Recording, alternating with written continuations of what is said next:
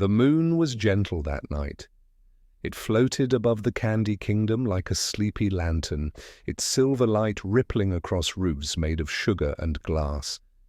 The air smelled faintly of melted taffy, of dew clinging to peppermint leaves, and of something else, something uncertain.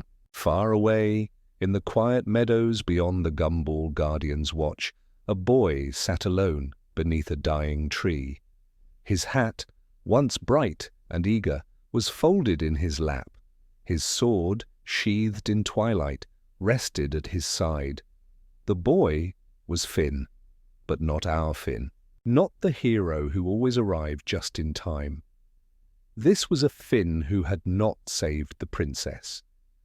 They say there are moments in time that branch like candy canes, curling away from the stem of what is real.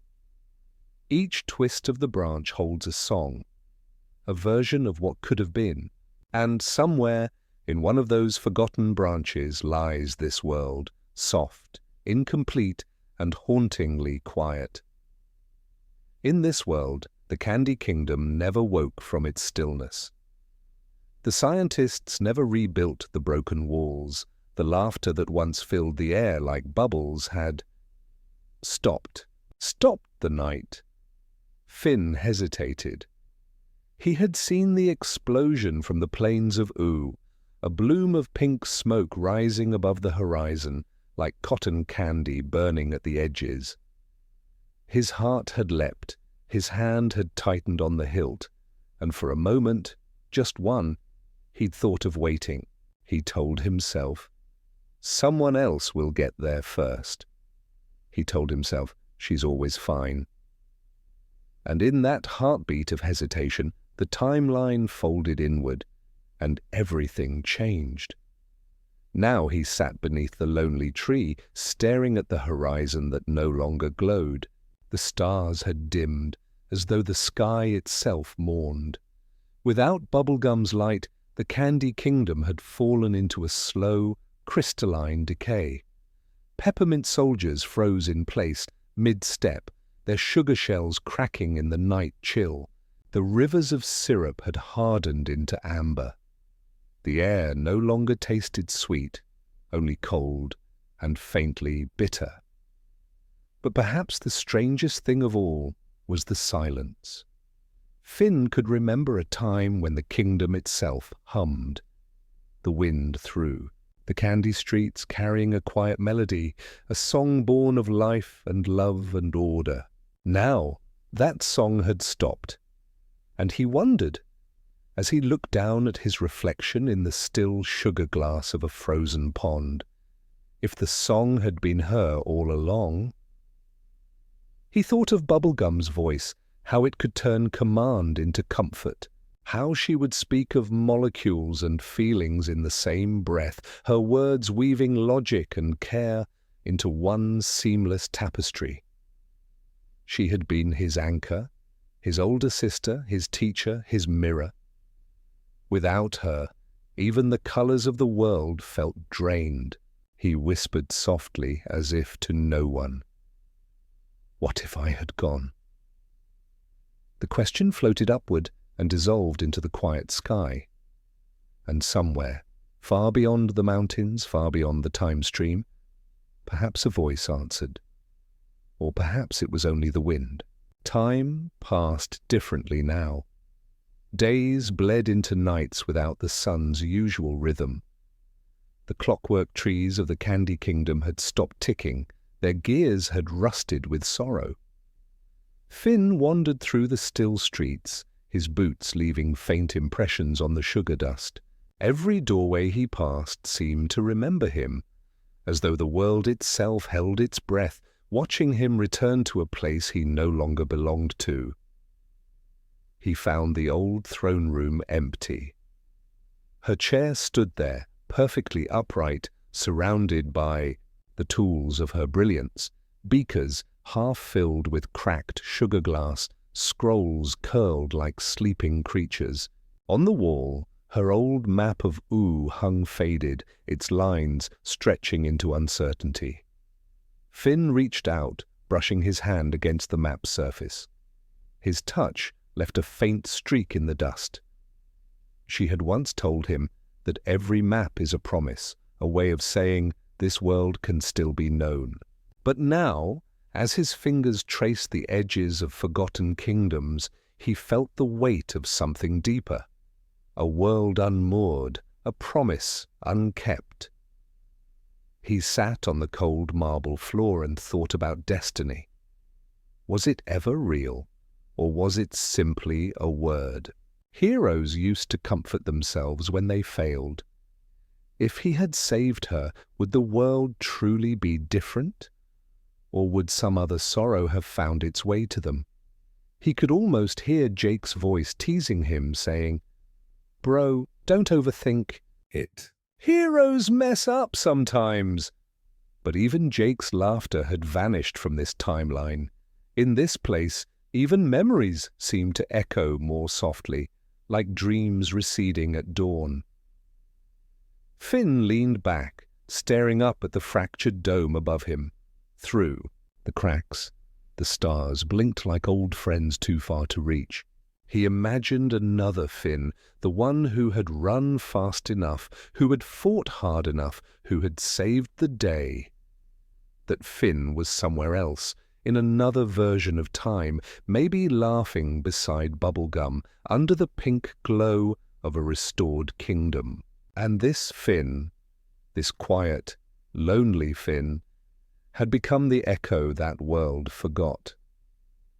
He stood. The silence pressed against him like a soft weight. His heart felt like a sword left in the rain, dulled, heavy and uncertain of its purpose. And yet, even in that stillness, there was something sacred about the ruin. For the first time, Finn noticed how the moonlight refracted through the sugar ruins, painting rainbows in the cracks glimmering on the dust. The decay was beautiful. He wondered if that was what she would have wanted. Not perfection, but persistence. Not survival, but meaning. He closed his eyes and breathed in. The air tasted of old sugar and starlight. He whispered to the empty room, "I'm still here." And for a moment, that was enough. Outside, a breeze stirred. Somewhere, faintly, a note, a single, trembling note, rose from the still air, like the beginning of a forgotten song. Finn turned toward the sound. It came from the edge of the forest, where the candy roads dissolved into mist. He followed. Step by step, his boots crunching softly on crystal. The sound grew clearer. Not music exactly, but something older, deeper. A hum of memory. As he walked, the moonlight gathered around him, threading through his shadow.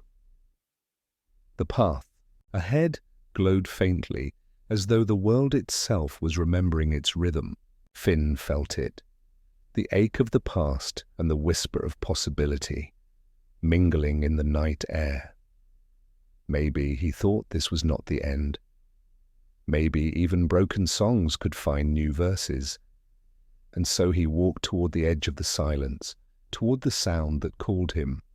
Slow, hesitant, but determined.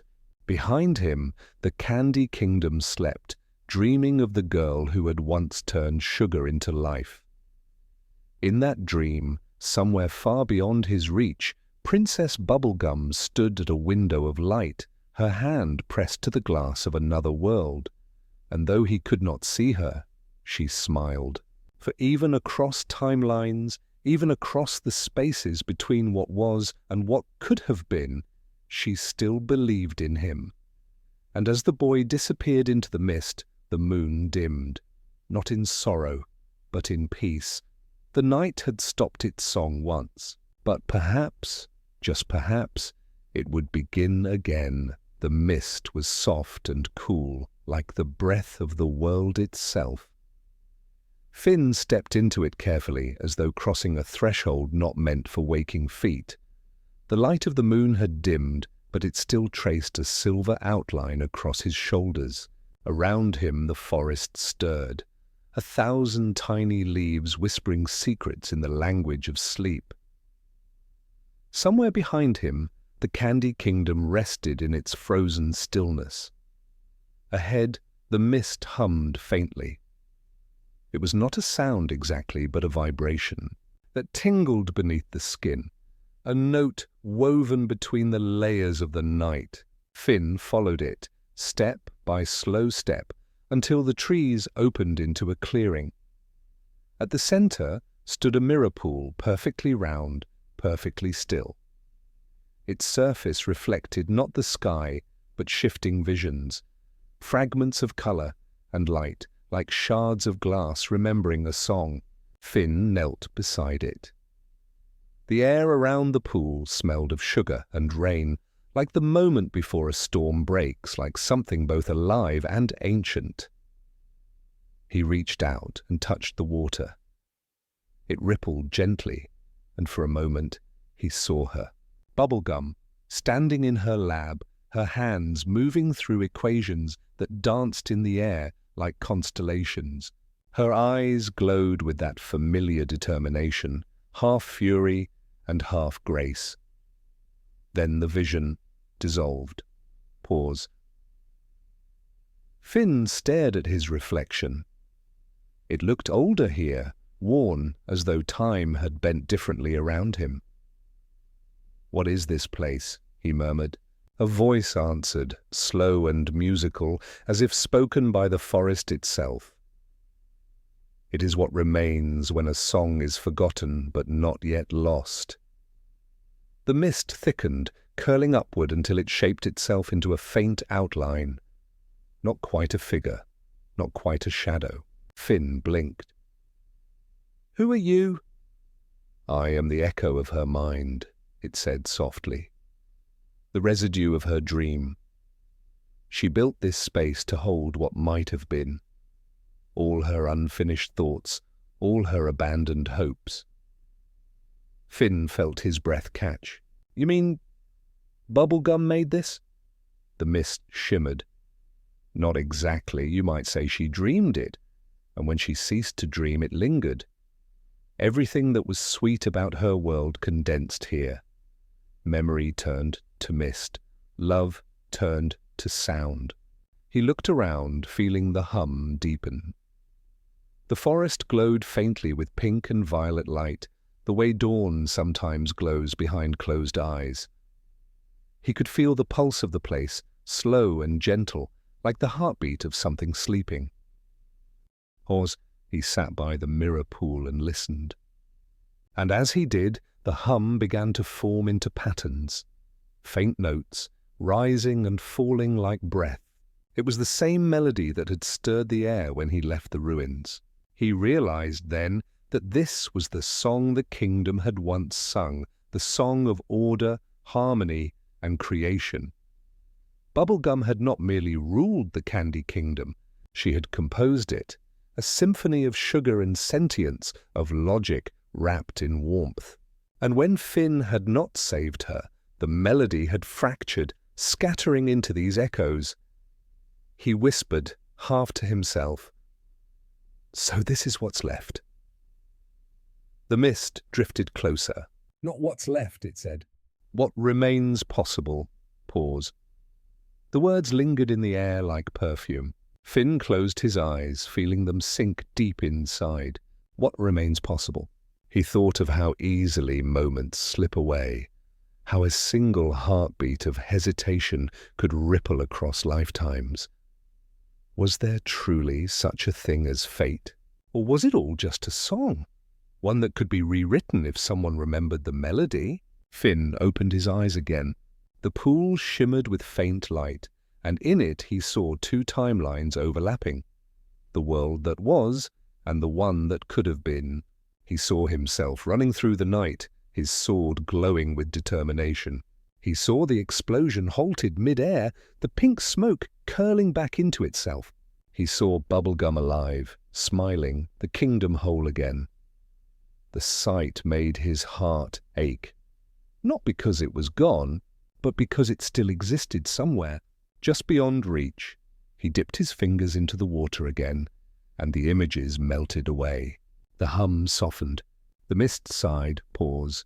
Finn looked up at the stars. They seemed closer now, like glittering eyes peering through thin fabric. He wondered if every star was its own version of Ooo, a world branching from another world, endless reflections in an infinite pool. The thought comforted him. If somewhere another Finn had saved her, then maybe, in a way, they all had. Maybe every failure was just a verse in a longer cosmic song, one that needed both sorrow and sweetness to be complete. He stood, feeling the soft ground beneath his boots. The echo of Bubblegum's dream watched him quietly, like mist curling around memory. "Can I change it?" he asked. "Can I make it right again?" The mist seemed to hesitate. Then it answered, "Perhaps, but the world you seek no longer exists as it did. Time cannot be repaired. It can only be remembered. Yet sometimes remembering is enough to awaken what sleeps." Finn frowned. "Then what should I do?" "Walk," it said. "Listen. The kingdom's song is still here, scattered through the quiet places of the world. Find its fragments. Remember her work, her love, her rhythm, when you have gathered them all. Perhaps the melody will return." Finn nodded. The task felt immense, but not hopeless. He had walked impossible paths before, into the nightosphere, across dreamscapes, through realms where logic melted into feeling. And now he would walk again, through the echoes of a song. The mist shimmered brighter, and the pool began to hum with new energy. A path of light unfolded across the forest floor, winding toward the distant horizon. Finn took a step onto it, his shadow stretching long and soft behind him. As he walked, he felt the world shifting around him, not in space, but in tone. The air grew warmer, scented with honey and smoke. The trees bent overhead like cathedral arches, their leaves whispering fragments of old words, courage, forgiveness, creation. He realized then that this journey was not about saving Bubblegum, but about understanding her, about finding the threads she had woven between people, between science and soul. He walked until the forest opened once more into the plains of Ooo. The sky above glowed faintly pink now, as though the dawn were remembering its duty. And there, on the horizon, he saw something glimmering. A tower made of sugar glass, half buried in sand. Finn felt the faintest tug in his chest. He knew that tower. It was one of Bubblegum's earliest experiments, a research spire meant to study the aging of sugar, the decay of sweetness. She had built it long before the Candy Kingdom took its final form. If echoes of her still lingered anywhere, it would be there. He began to walk toward it, the path humming beneath his feet. And as he did, he heard a voice, faint, almost lost to the wind while whisper through the air. "Finn." He stopped. The sound was both familiar and distant, like hearing a name spoken in a dream. He turned, searching the empty plain. No one was there, only the wind and the faint shimmer of the mist curling behind him. But the whisper came again, clearer this time. "Don't look for me in the past," it said. "Look for me in what remains." Then silence. Finn exhaled softly. Maybe it was just memory. Maybe it was something more. Either way, it carried warmth, a reminder that she had never been only flesh and sugar and thought, but something far greater, an idea. He smiled faintly and kept walking. Above him, the stars began to fade as dawn stretched her pale arms across the horizon. The hum of the path grew quieter, softer, as though encouraging him to rest a while. He found a hollow near the tower's base and sat, watching the light grow. The glass of the tower reflected the sky like a second dawn. In that reflection, for just a heartbeat, he saw her standing beside him. Not the princess, but the dream of her, the part that had survived in the world's memory.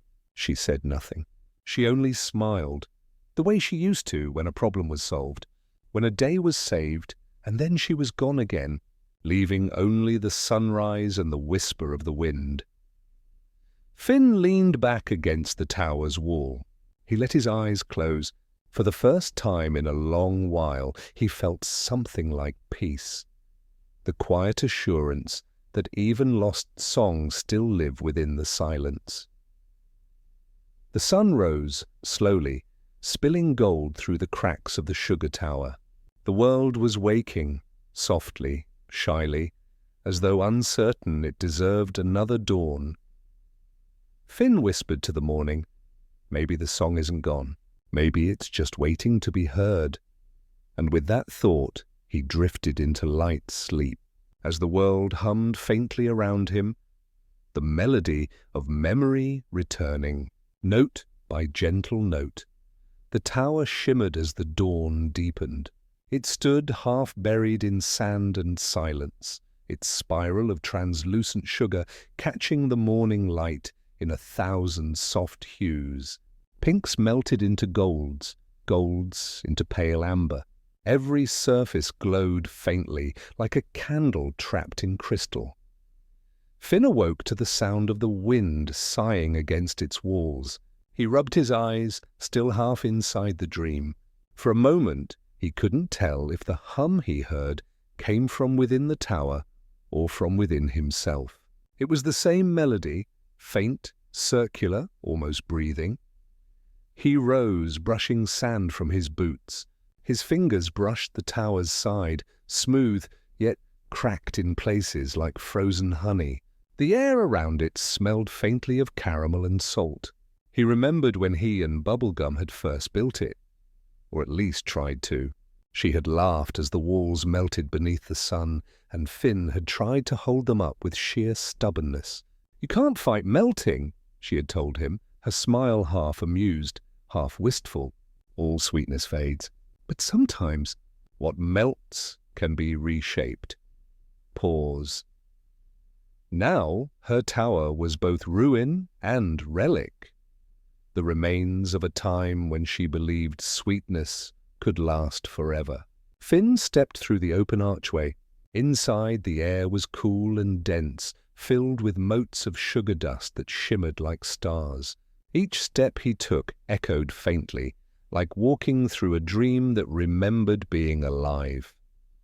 The walls were lined with old tools. Test tubes fused into their racks, notes etched directly into the sugar. Equations glimmered faintly in the light, words half dissolved, thermal decay, memory retention, sweetness half-life. He traced his fingers over one line that was still clear. To preserve sugar is to preserve joy. He smiled sadly. "Yeah," he murmured, "that sounds like her."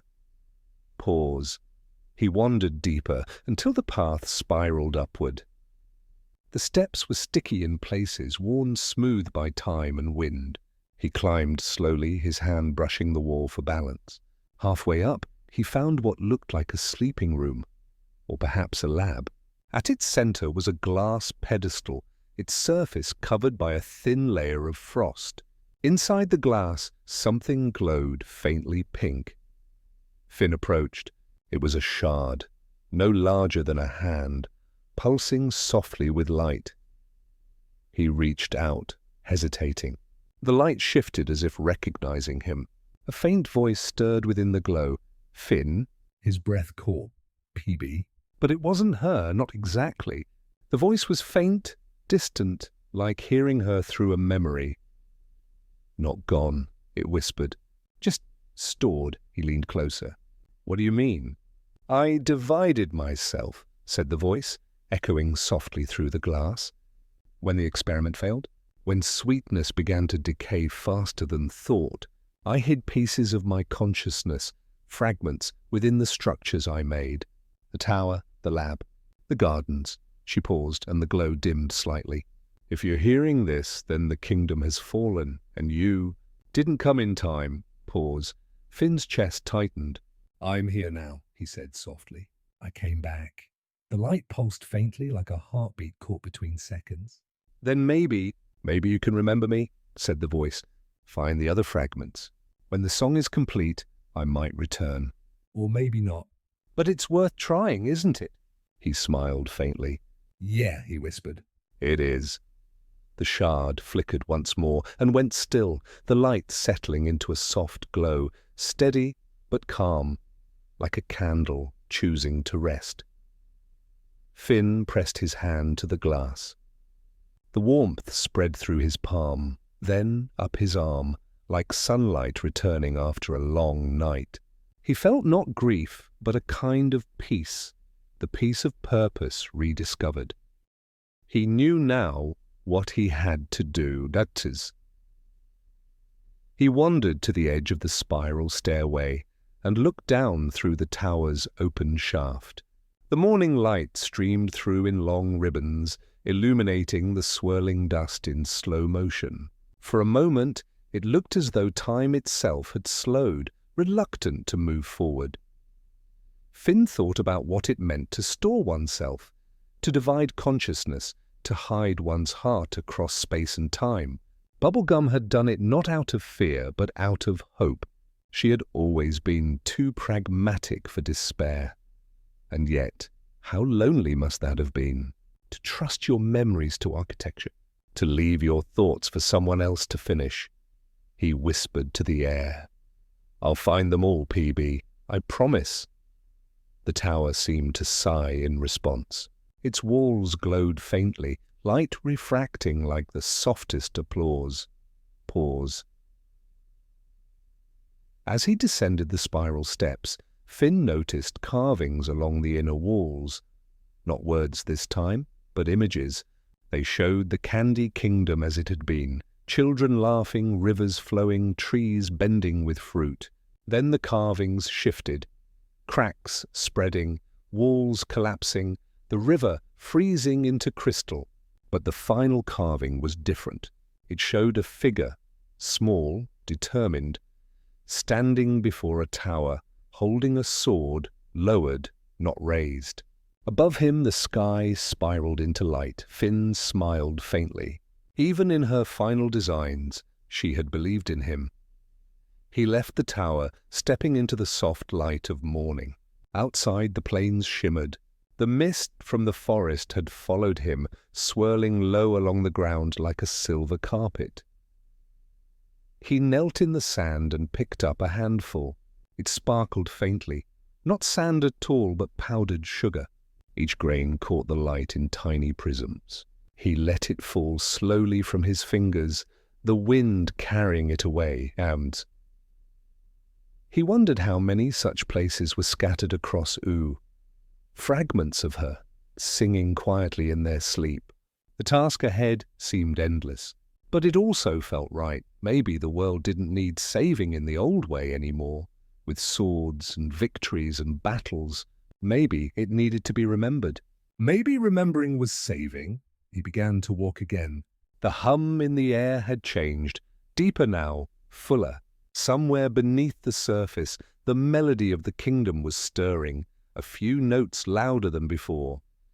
Every step he took left faint glowing footprints in the sugar sand. The world itself seemed to respond, recognizing him not as the boy who failed, but as the boy who remembers. Pause. Hours passed, or maybe days. Time blurred easily here. He reached a valley where the earth sank into rippling waves of pastel glass. At its center was a grove of sugar trees, their trunks translucent, their leaves shaped like petals of frozen syrup. The air was thick with scent, roses, mint, caramelized fruit. It was almost too sweet, the kind of sweetness that makes you ache for something simpler. In the center of the grove stood another structure, smaller than the tower, but more delicate, almost like a shrine. It hummed faintly. The same pink light glowed within. Finn smiled. Another piece, he whispered. He approached slowly, reverently. But as he reached out his hand, something shifted behind him. The sweetness of the air curdled slightly, not sour, but sharp. The hum changed pitch. He turned and saw shapes moving in the mist, silhouettes, soft and slow, their forms melting and reforming like liquid candy. They were beautiful, but wrong. Their bodies shimmered like syrup pulled too long in the sun. Their faces were half-formed, their eyes wide and empty. Finn's breath caught. He realized what they were, failed creations, experiments that had gone too far.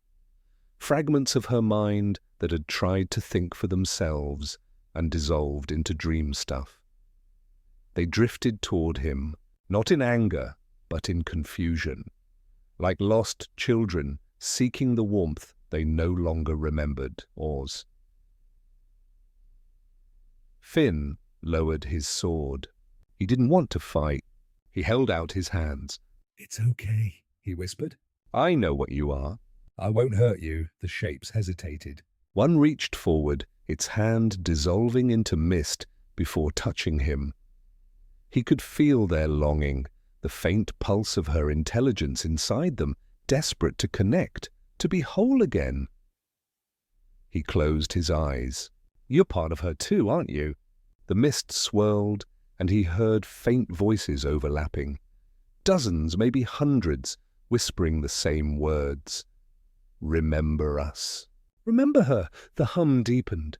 The air shimmered, and for a brief instant the entire grove lit up like dawn. Every leaf, every droplet of dew glowing with soft pink light. Then, as quickly as it came, the light faded. The figures dissolved back into the mist, leaving behind a single shard of glowing sugar at his feet. Finn picked it up gently. It was warm. Alive. He held it close to his chest and whispered, "I remember." Pause. The shard pulsed once, then twice, syncing with his heartbeat. A thread of pink light shot upward into the sky, vanishing among the clouds. For a long moment, Finn stood still, watching. He felt no triumph, only calm, quiet connection. Another note in the song had returned. He looked toward the horizon where faint colors danced. Violet, rose, pale blue. It was as though the world itself was stirring from slumber, unsure if it was ready to wake. Finn smiled softly. "One at a time," he whispered. "We'll find them all." The wind answered with a sigh that almost sounded like her laughter. He turned and began walking again, toward whatever lay beyond the grove, the melody faint but growing, like morning approaching through the fog. Oz. And as he walked, the first real bird song in years drifted through the air, hesitant, trembling, as though remembering how to sing. The song of the Candy Kingdom was returning. Beneath the quiet canopy of the Candy Kingdom, where sugar-leafed trees glistened with dew like glass beads, a faint hum of energy once ran through the air, the hum of invention, curiosity, and the restless rhythm of creation. Princess Bubblegum's laboratories had always been alive with color and motion, a delicate chaos of bubbling flasks and glittering wires. But in this world, the one where Finn had never saved her, the silence of the place was almost sacred. No hum, no sparkle, only the soft creak of the ivy reclaiming the walls, the vines curling over the metal frames like nature tucking in an old dream. The kingdom had become a kind of still life. Candy citizens moved slowly as if half dreaming. Their laughter was faint, their colors dulled. In the distance, the great candy gardens that had once glowed with bioluminescent fruit were dim and grey, their sweetness gone. The princess herself had not walked among them in years. Her figure, pink like the dawn that never quite broke, was now just a story told by the few who remembered what hope felt like. AIDS. If Finn had been there, perhaps he would have coaxed her out into the sunlight again. He would have pointed to the flowers that still bloomed in defiance of the grey and said something simple, something utterly pure. They're still trying. He had a way of finding meaning in small, innocent things, but without him, her heart grew quieter, and the logic of her mind spread like frost across a window pane. Some say that on certain nights, the princess could be seen standing by her highest window, staring out toward the forest that surrounded the kingdom. Her gaze was distant, searching for something or someone beyond reason. Perhaps she remembered the boy with the hat who once ran through those trees laughing, calling her name. Perhaps she still felt his echo. In this timeline, without Finn's rescue, the Candy Kingdom did not crumble, but it did not live either. It entered a kind of suspended twilight, a beautiful machine running without purpose. Bubblegum's brilliance turned inward. She created automatons to tend her halls, machines to replace conversation, formulas to measure joy. Everything worked perfectly, and yet nothing meant anything. Pause. There was one place, however, where imperfection lingered. A small walled garden behind her castle. In the old days, she and Finn had spent hours there.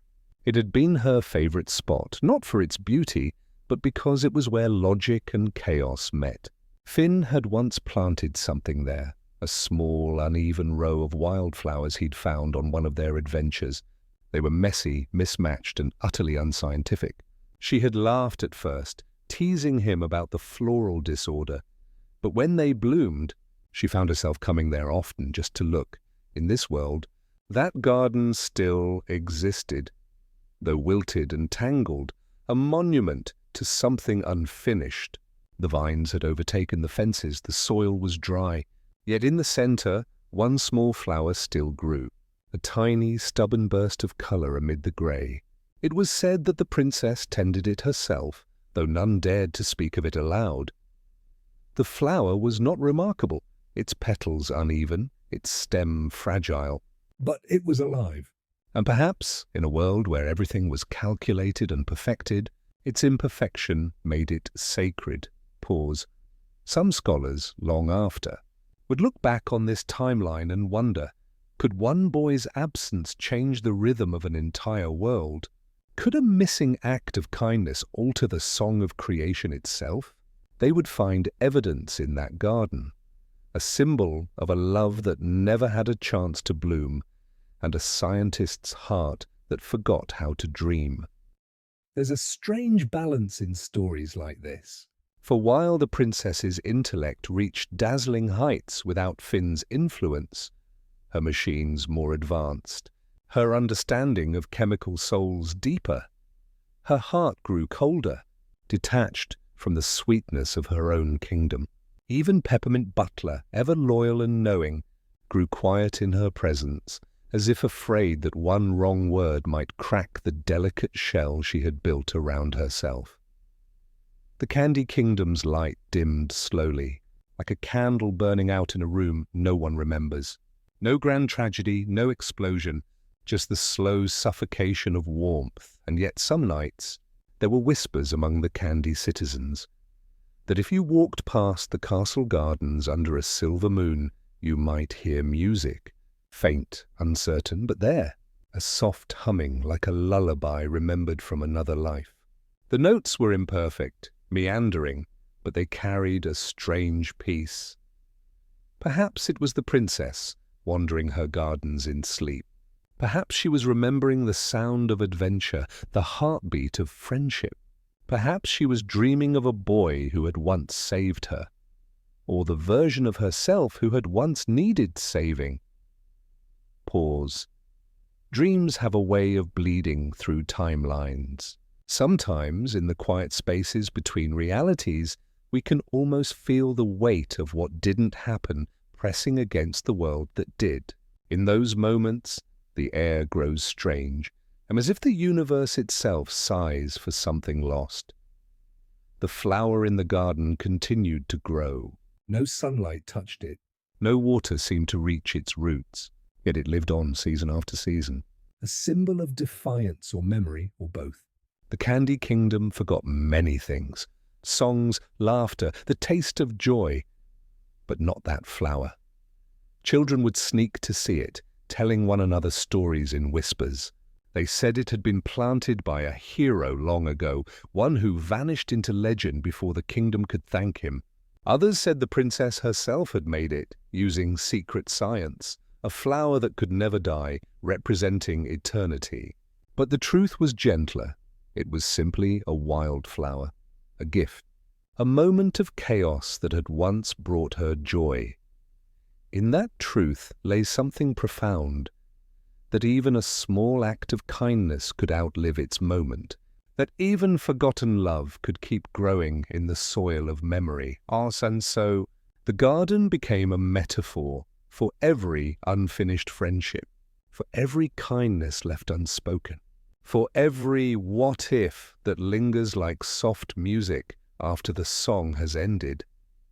If Finn had saved her, perhaps the garden would have bloomed endlessly, a riot of colour, laughter echoing through every petal. But perhaps it was always meant to wither. Perhaps, in its stillness, it carried a different kind of wisdom, that beauty does not always live in thriving things, but sometimes in the quiet persistence of what remains. The princess, alone in her tower, still tended her experiments. Her mind was sharp, her will unshakable, but in her solitude she had begun to create strange things, constructs that resembled people, laughter recorded and replayed endlessly, a machine that tried to simulate the feeling of warmth. It was as if she were trying to recreate something she could not quite remember, something human, or perhaps something as simple as a hug from a friend. She had forgotten the boy's name, but not the sound of his laughter. It haunted her like a melody without words. Sometimes at dawn, when the pale sun touched the towers, she would look out and see the forest in the distance. She could almost imagine a figure running through the trees, a blur of motion, a spark of courage. And for just a moment, her lips would curve into something like a smile. Then the light would fade and she would turn away, back to her work, back to the quiet hum of invention.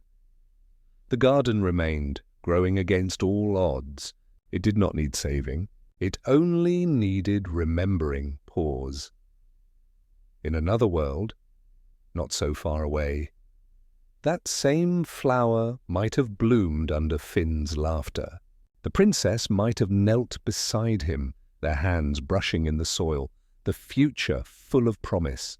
But in this world, where the boy never came, the flower bloomed alone, and still somehow it was enough. It was enough to whisper to the wind, to remind the stars that even in stillness, love leaves echoes, and when the night came, soft and deep, the flower would close its petals, holding its colour within, as if guarding a secret the world had forgotten. Tomorrow would come again, gentle and grey. The machines would hum, the sky would hold its pale light, and the Candy Kingdom would drift in its quiet dream. But beneath it all, in the garden that never bloomed, life, faint, stubborn and unmeasured, would continue. And somewhere, far beyond the edges of time, a boy's laughter might still be heard, faint and free, moving through the leaves like a forgotten song. It lay half buried in the moss, where once a hero's hand had gripped it with purpose. The blade was chipped and dulled, its hilt wrapped in fraying cloth.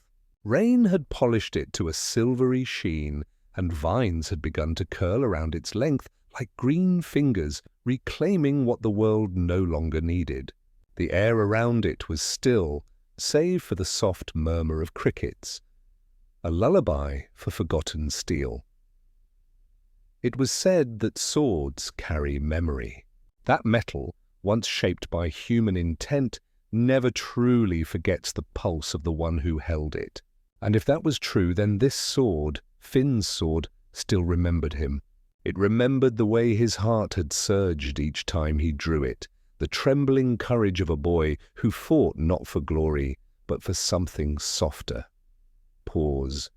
Now it lay silent, unused, its spirit untethered.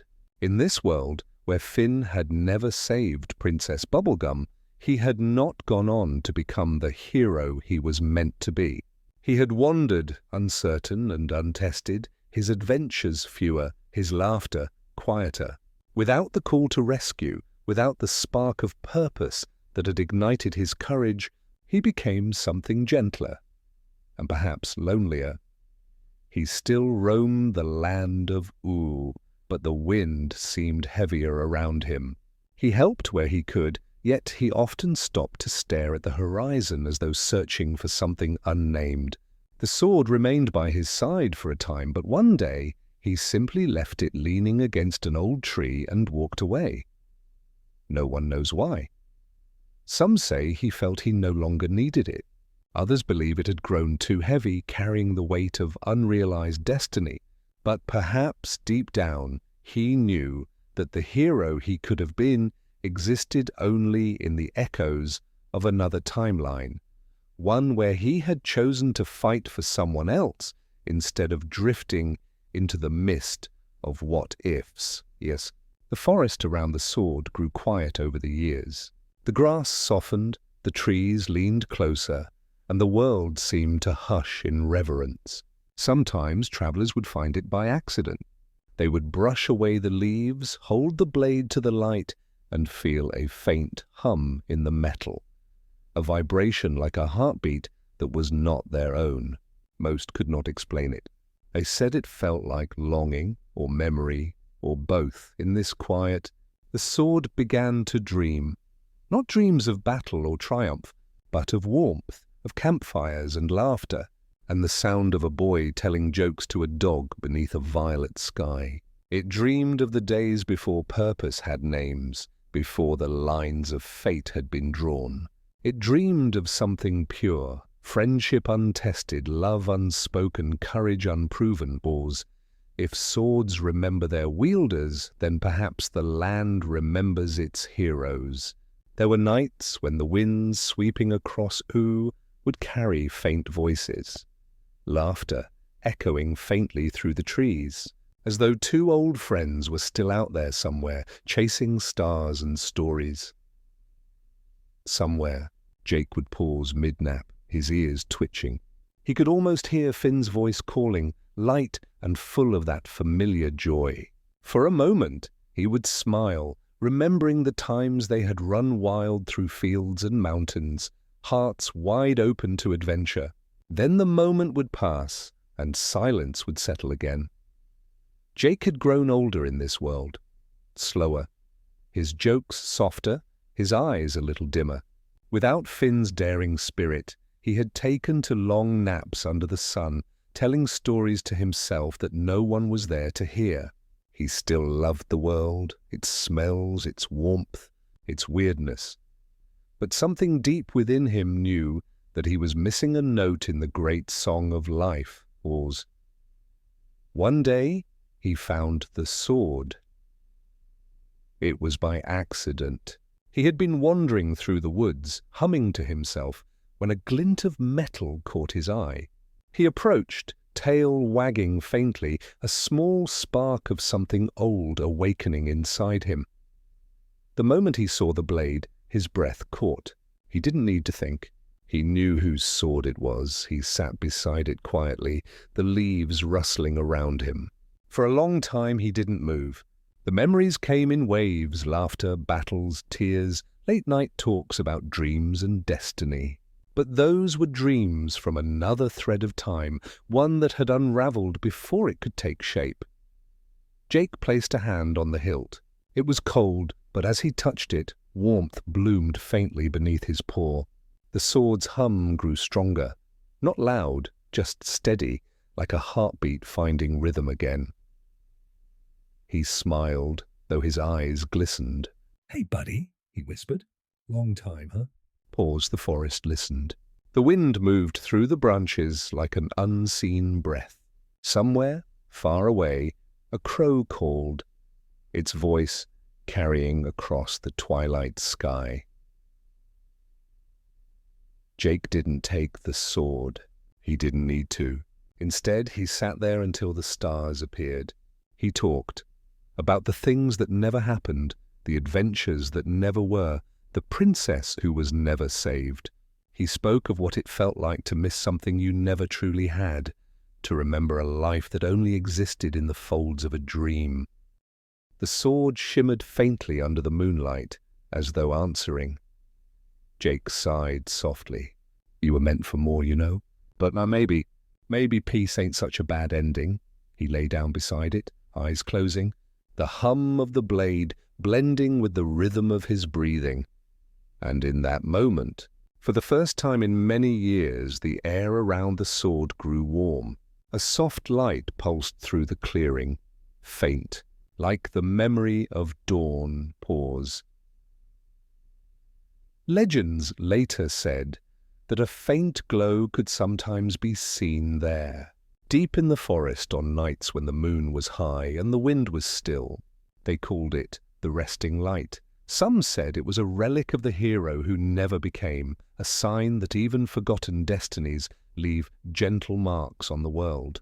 Others said it was a tear in time, a point where two possible worlds touched, bleeding memory into one another. But the truth was simpler and sadder and more beautiful. It was just the sword remembering. Pause. In the years that followed, moss covered the hilt entirely. The blade dulled, the glow faded, but beneath the layers of earth and silence, it still pulsed faintly, like a heartbeat asleep. The people of Ooo changed. Time flowed onward as it always does. The Candy Kingdom continued in its dreamlike stillness. The forests thickened, the rivers wandered, but somewhere, beneath it all, the spirit of adventure, though unseen, remained alive in the soil. Because courage never truly dies. It simply becomes quiet, waiting to be remembered. Pause. In another world, Finn would have wielded that sword to face kings and monsters.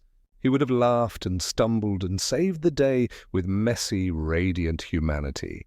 But here, in the soft hush of what never was, the sword's silence became its song. There's a kind of peace in knowing that not all stories must end in triumph. Some end in rest, some in reflection, some in the quiet spaces where purpose dissolves, leaving only love behind. The empty sword teaches that truth, that even without heroism, even without the grand arc of victory, there can be beauty in stillness. The blade does not mourn its battles. It simply exists, gleaming faintly under starlight, a whisper of what might have been. Pause. The forest knows. The wind knows. And somewhere, deep in the dream of Ooo, perhaps Finn himself feels it too. A quiet pulse. A reminder that courage lives not only in the swing of the blade, but in the heart that dares to feel. And so, the sword sleeps, its echoes fade into the night, soft as a sigh. The stars shimmer above, patient and eternal. And far beyond the veil of time, the boy and the dog, the ones who might have been, are still running, still laughing, somewhere the world can't see. The dreamlands of Ooo were never meant to be mapped. They shimmered between reality and imagination, a vast ocean of memory and possibility. There, the air smelled like honey and thunder. The ground beneath one's feet shifted between grass, water, and starlight. It was the realm where every dream, wish, and whisper that had ever been uttered drifted in luminous waves where forgotten songs still sang themselves into the ether, and it was here that Finn's forgotten self wandered. He was not the Finn we know, not the fearless adventurer, not the hero of stories told by firelight. This Finn drifted between worlds like a ghost, uncertain of his name. He had not saved anyone, had not fought the Lich, had not stood at the edges of gods and madness. He was simply lost. Pause. He moved through the dreamlands as though walking underwater. The sky was a deep lavender, its stars enormous and near. Rivers of liquid light coiled through the valley, carrying whispers, half-formed sentences, fragments of laughter, echoes of songs. He followed them, barefoot, feeling their warmth against his skin. Sometimes the rivers showed him visions, a pink light, soft, glowing, tender, that made his chest ache, though he did not know why. A golden figure beside him, stretching into strange shapes, laughing with a voice that seemed to come from home itself. And in the farthest corner of the dream, a sword lying half buried in the earth, gleaming faintly under moonlight. He did not understand these images, but they stirred something deep in him, something older than memory, the echo of a life unlived. Dreams have their own gravity. They pull you toward what you most need to see, even if you are not ready. Finn walked until he reached a hill of glass. The sky above shimmered like liquid. At the top stood a figure, tall, robed and silent. Their face was obscured by a mask of starlight, and when they spoke, their voice sounded like wind moving through the strings of a harp. "Do you know your name?" the figure asked. Finn hesitated. Finn? The word felt heavy on his tongue, both familiar and foreign. The figure tilted its head. "A name remembered, yet a life forgotten. You walk in the after-image of your own story," Finn frowned.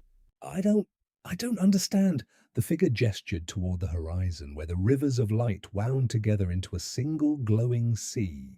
"These are the dreams you left behind, the choices unmade, the courage unawakened. You never saved the one who would have taught you what it means to love beyond fear. And so your heart sleeps, waiting for a dawn that never came." Finn stared out at the glowing expanse.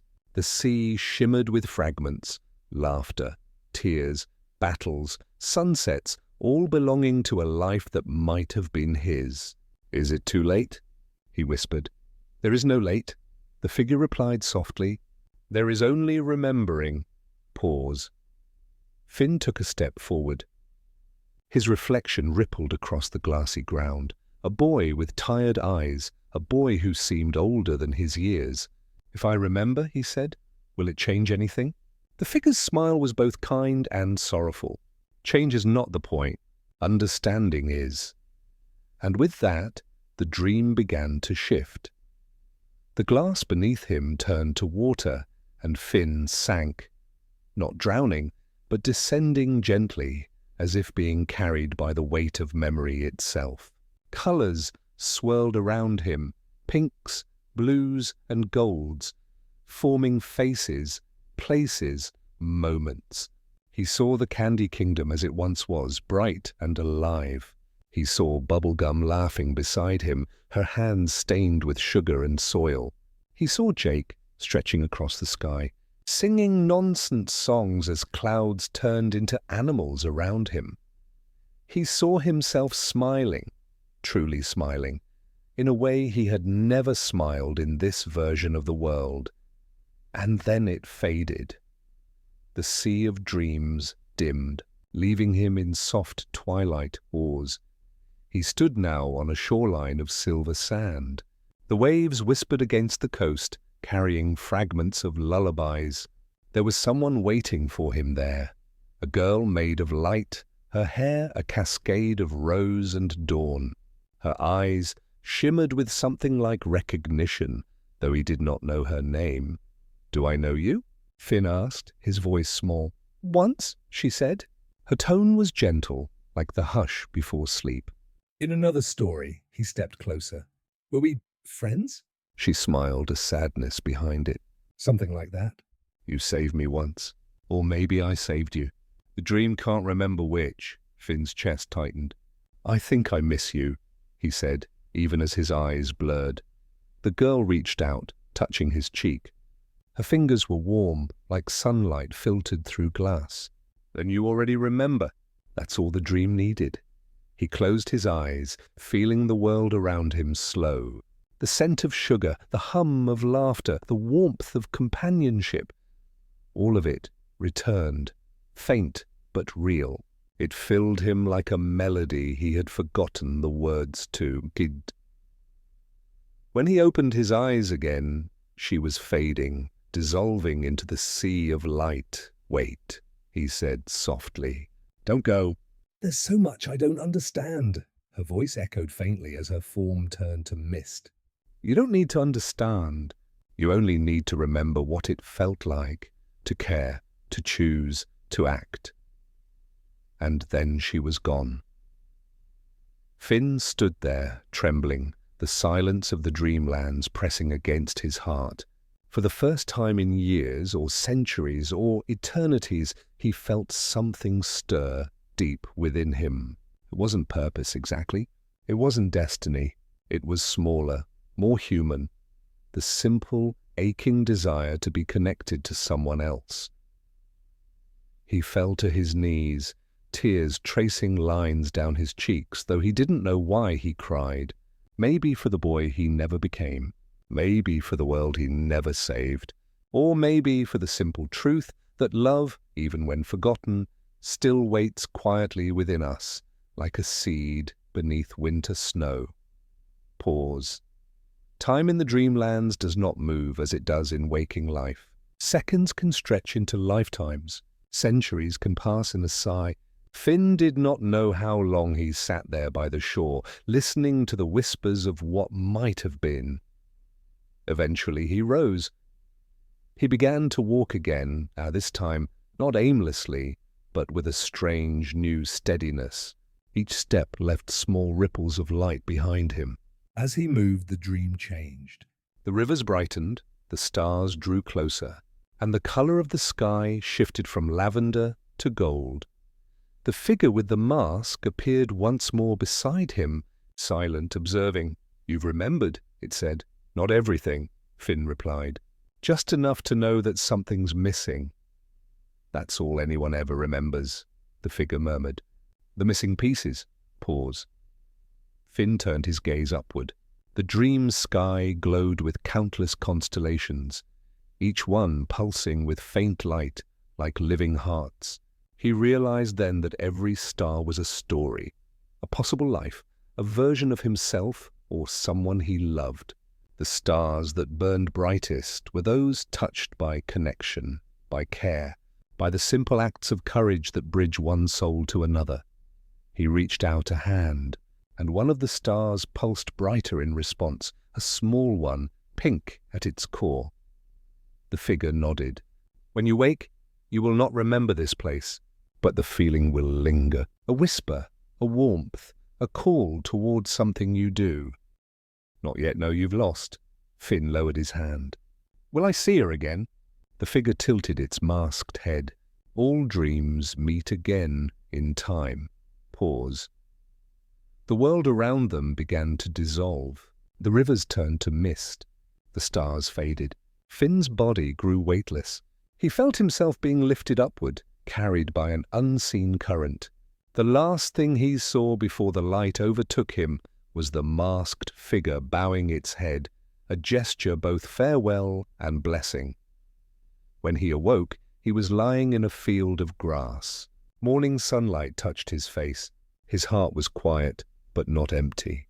There was a strange sweetness in the air, faint, like sugar carried on the wind.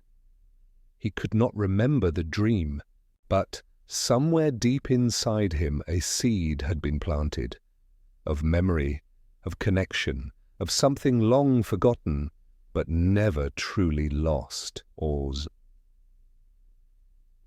The dreamlands faded behind him like mist, but the echo of that world, the laughter, the warmth, the soft voice that said, "You saved me once," remained, pulsing faintly within, and somewhere far away, in a garden overgrown with silence, a single flower trembled, as if awakened by the sound of a heartbeat long gone.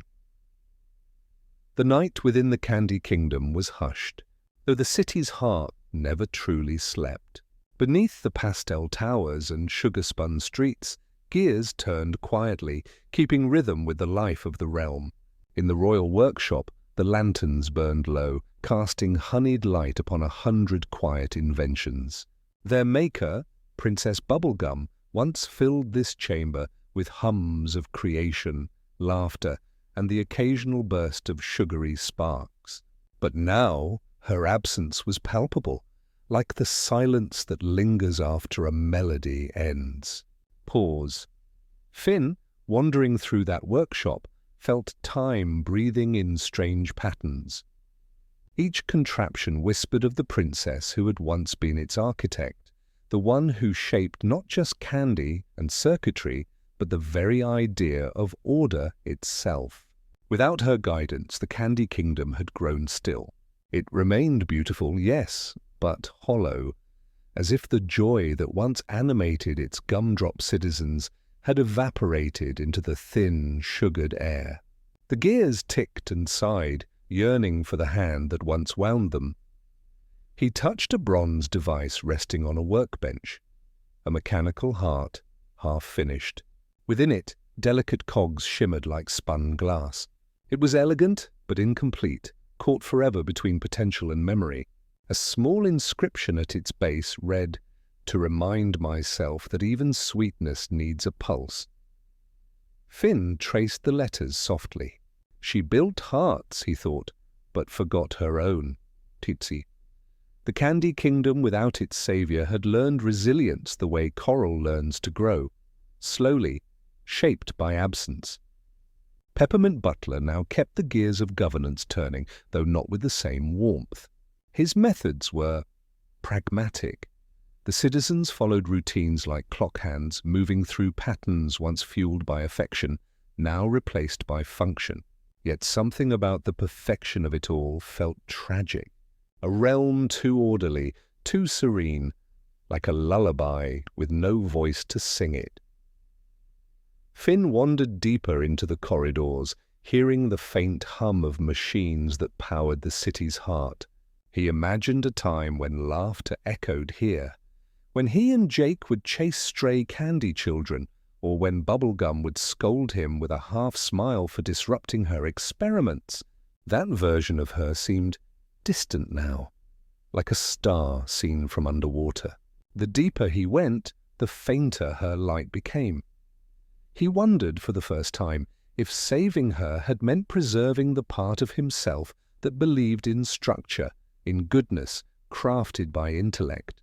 Now without her, the Candy Kingdom stood as both monument and warning, beauty calcified by time. The air was filled with the scent of caramel and old paper. A clock chimed somewhere in the depths, its sound warped, echoing endlessly. Finn followed it, passing glass tubes filled with softly glowing liquids, half-grown experiments floating within, each one a memory of what could have been, ideas she never finished.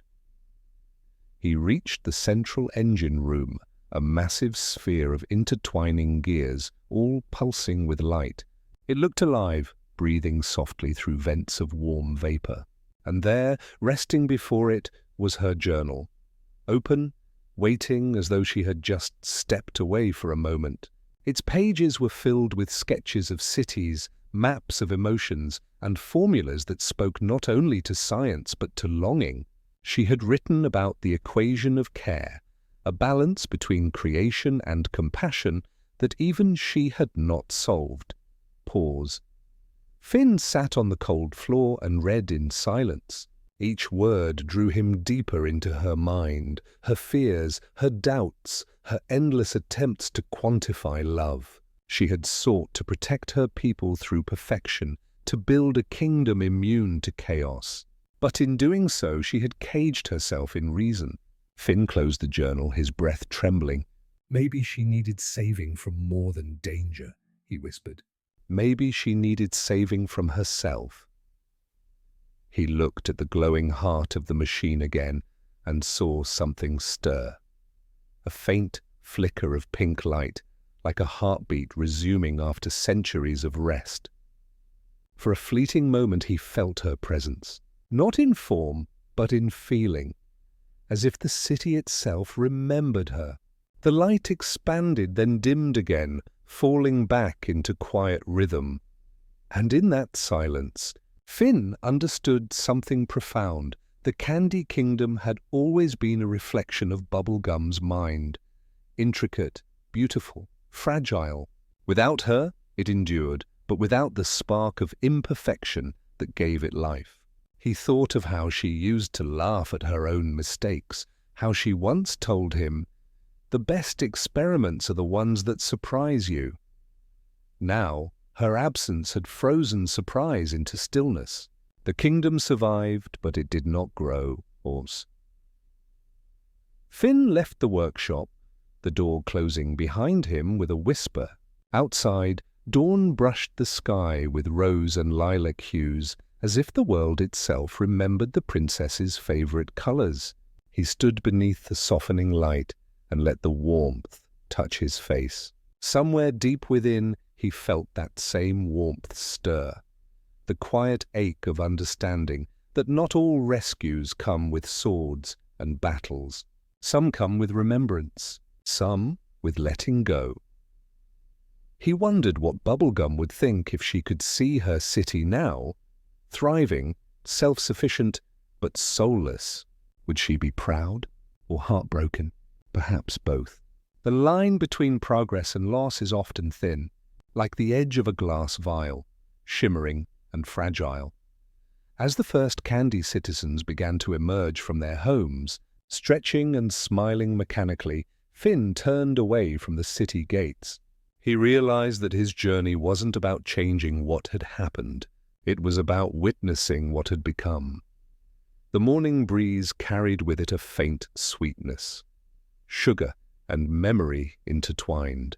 Finn looked back once more at the shining towers and whispered a quiet farewell. The Candy Kingdom would endure. It always had. But in the echo of its clockwork heart, a question lingered like a soft melody.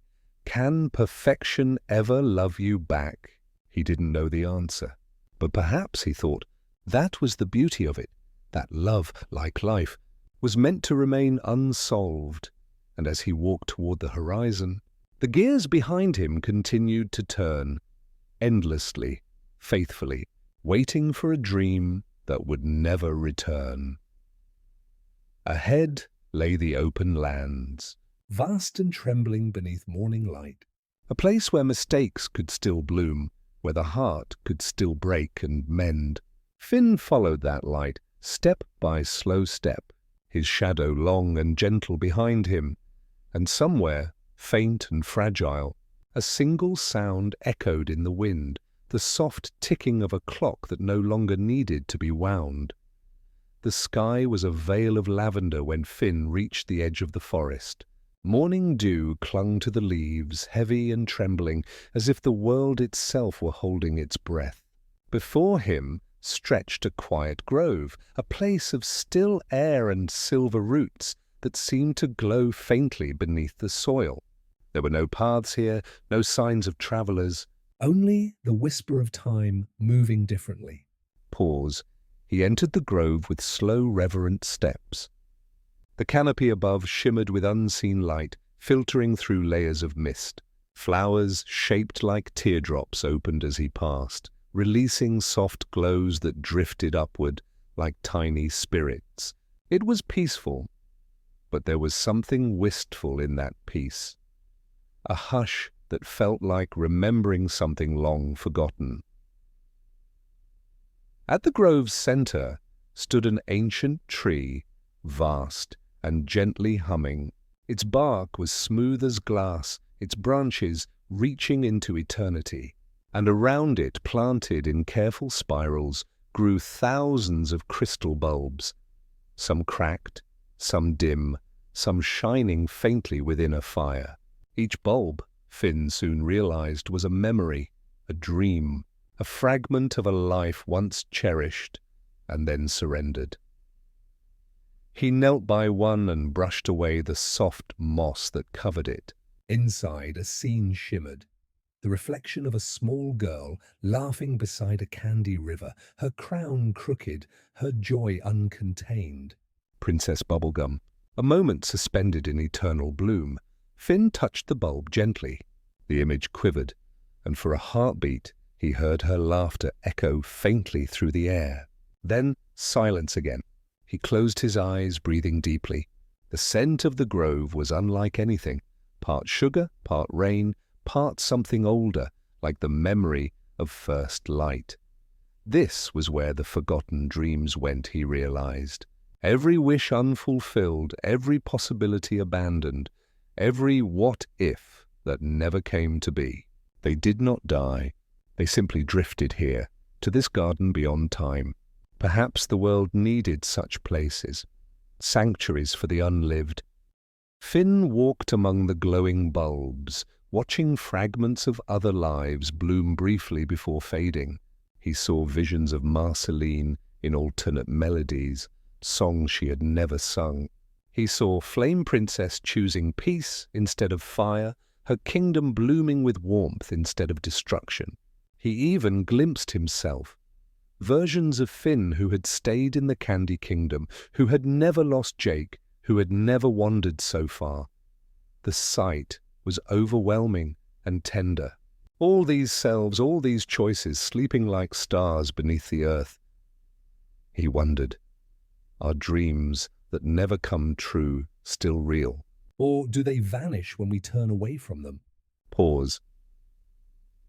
Sitting beneath the great tree, he listened to the soft rhythm of the grove. It wasn't the sound of wind, nor of branches. It was breathing, the kind of breath a dream might take if it were alive. And in that gentle pulse, Finn sensed that this place wasn't just a resting ground. It was a heart, a secret chamber of the universe where all unrealized hopes continued to grow in quiet defiance of time. He thought about bubblegum again, about her endless need to perfect the world, to shape it until it made sense. How many of her dreams had ended up here, glowing faintly beneath the soil? He imagined one bulb glowing brighter than the rest, pulsing with her energy. Perhaps a dream she had hidden away, a dream of freedom. He searched for it, feeling drawn deeper into the spirals of light. Some bulbs pulsed brighter as he neared, others dimmed as if retreating from touch. Finally, he came upon one that shimmered pink and gold. Inside he saw her, not as a ruler, not as a scientist, but as a wanderer. She stood in a meadow of unshaped sugar, barefoot, smiling with the weight of the crown gone. Finn's chest tightened.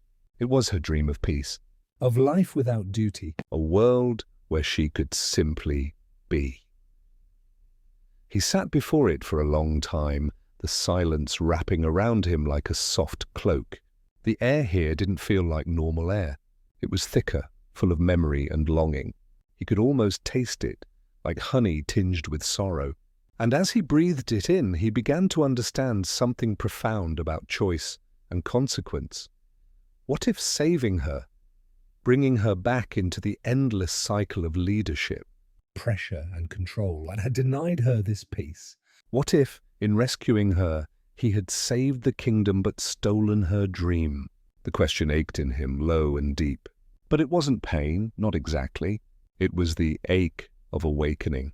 He closed his eyes and rested his palm against the glowing bulb.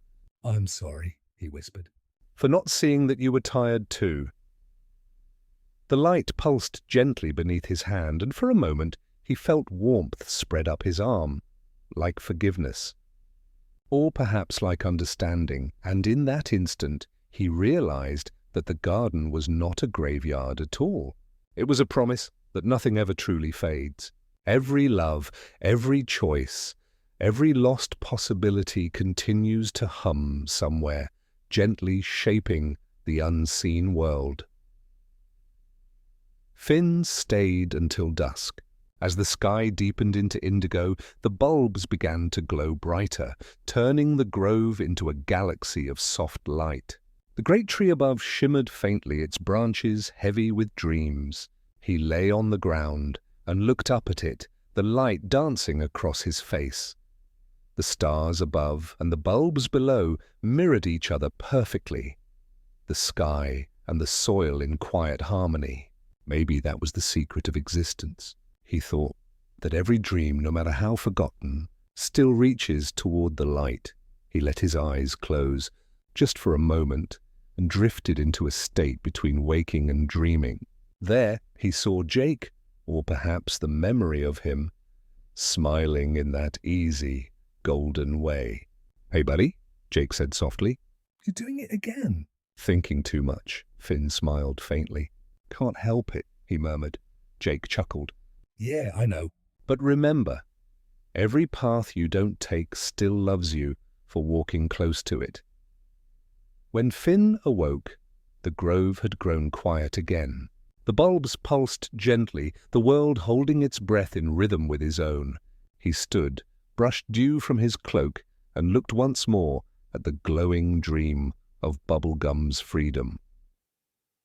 "Rest well," he whispered. "You deserve this world too."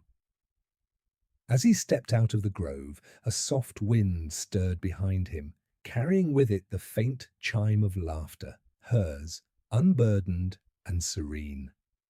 He smiled and walked onward, leaving the garden glowing quietly behind him, the dreams within it forever blooming in silence. The night had thickened into velvet when Finn left the garden behind. A gentle wind moved through the long fields, carrying the scent of moss and starlight. The world was vast, open, and quiet. So quiet that each step felt like a note in an unfinished song. He walked beneath constellations that shimmered faintly, their shapes unfamiliar. Perhaps, he thought, in this version of the world, the one where he never saved Princess Bubblegum, even the stars had arranged themselves differently. There was something strange in the air. The shadows here did not move with the wind. They swayed to an unseen rhythm, almost alive. Finn watched as one stretched across the path, its edges rippling like the surface of dark water. He paused. The air around him cooled. He had wandered far enough to reach a place between realms, where memory began to take form. From the horizon rose a faint mist, glimmering with soft, ghostly color. Shapes began to emerge. Outlines of people, creatures, moments he thought he had long forgotten. There was the Candy Kingdom as it once was, glowing in perpetual sunrise. There was Flame Princess laughing in firelight. There was Jake, his grin warm and endless. And standing behind them all, Princess Bubblegum. But her eyes were closed. Finn stepped closer, and the images wavered like reflections in water. He reached out to touch one, Jake's perhaps, but his hand passed through. Only ripples remained. He realized then this was the realm of what could have been.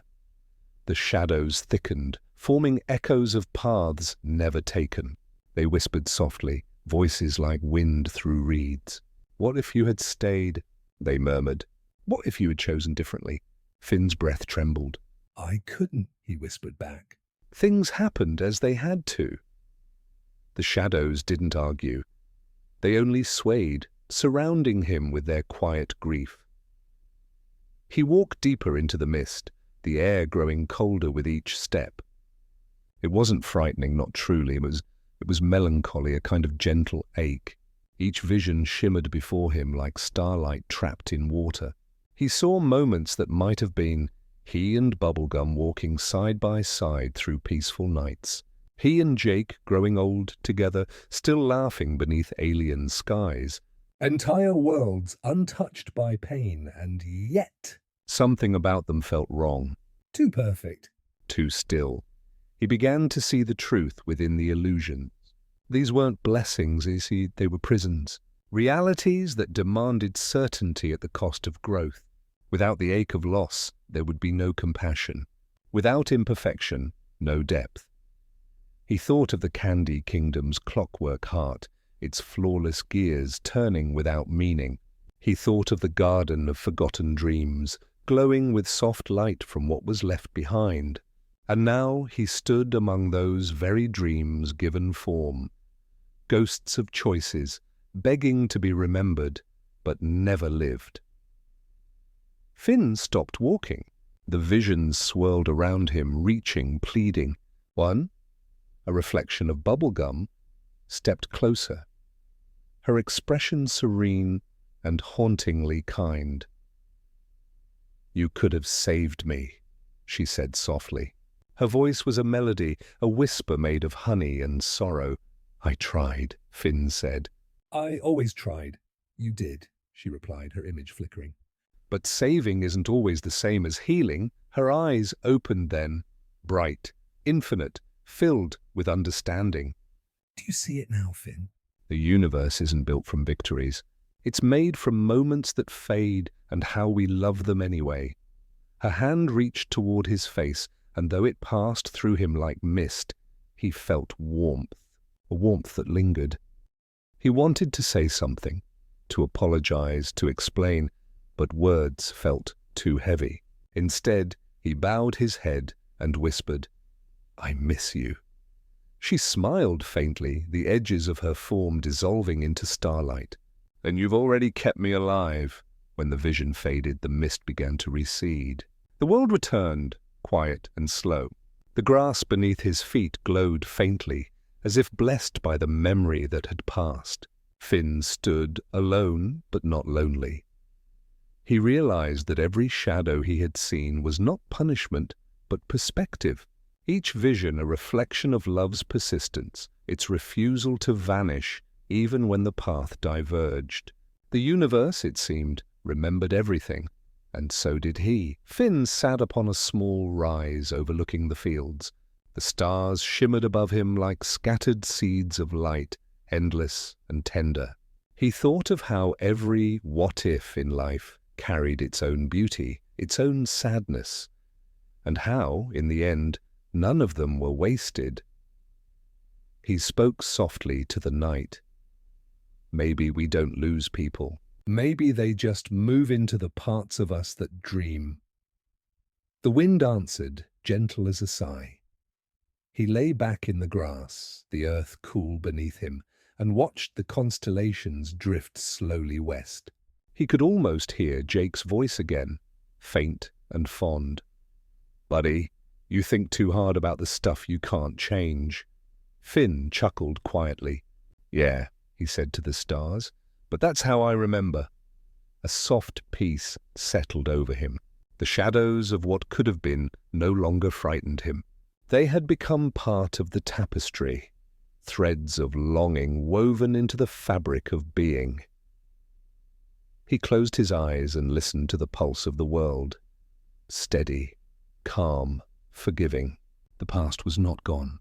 It was merely folded into the quiet between breaths, and, somewhere deep within that stillness, he felt Bubblegum's presence again. Not as a queen, not as a ghost, but as warmth. A reminder that even what never came to be still leaves light in its wake.